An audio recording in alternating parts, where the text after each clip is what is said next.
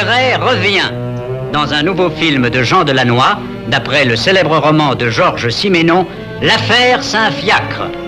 Ils sont beaux, les derniers Saint-Fiacre. Ils sont frais. Un ivrogne un peu escroc et une fille bigote qui s'envoie des gigolos.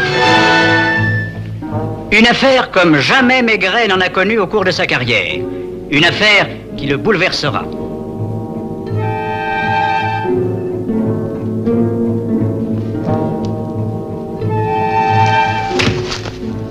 Votre maman est morte ce matin à la première messe. Mais je peux vous assurer qu'elle n'a pas souffert. Pas souffert? Un accident navrant? Non. Pas un accident, un crime. Un crime que j'étais là pour empêcher. Qu'est-ce que vous racontez là? Vous êtes fou?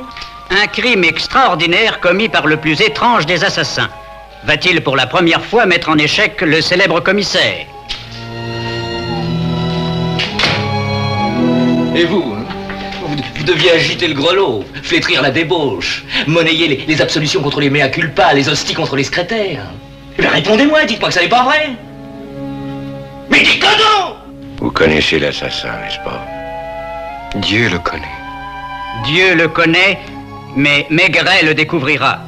Il le découvrira parce qu'il a été enfant à Saint-Fiacre. Et pour monsieur, qu'est-ce que ça sera? Un redoudou et 3 sous, même, tata. Jules! Tu sais que moi aussi j'étais enfant de cœur. Parfaitement, et ici même, et j'ai servi l'office descendre comme toi. Maigret, c'est Gabin. Un Maigret Gabin, comme vous n'en avez pas encore vu. Ben, au fait, vous qui êtes d'ici, vous le connaissez peut-être, Sabatier, Lucien Sabatier. Oui, ça me dit quelque chose.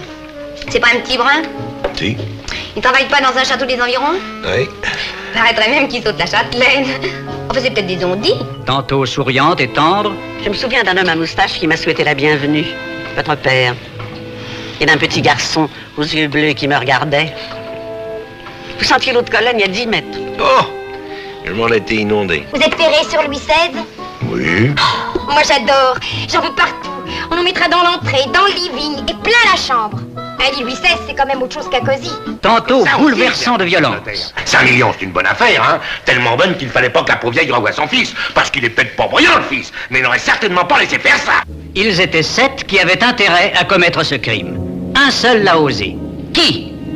Non mais enfin, qu'est-ce que j'ai fait, quoi? Une fausse nouvelle, c'est quand même pas la mort d'un homme. Non, mais ça a été la mort d'une femme. Et vous avez eu l'assassin au bout du fil. Bon, ça le gêne de le dire devant vous, mais il me croit coupable. Entre nous, vous aussi, non?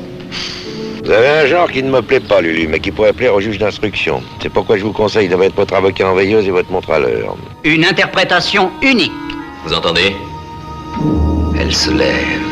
Je suis pauvre et je suis roturier, donc suspect. Je connais la police. J'ai pas peur. Enfin, pas vraiment. Non. L'état de Madame de Saint-Crèque était grave. Je vous en prie, faites les taire. Nous ne répondrons pas aux vagues insinuations d'Arbouteux. L'affaire Saint-Fiacre. Un livre de Georges Simenon. Un film de Jean Delannoy. Un dialogue de Michel Audiard. Une création magistrale de Jean Gabin. Un film que vous voudrez voir et revoir.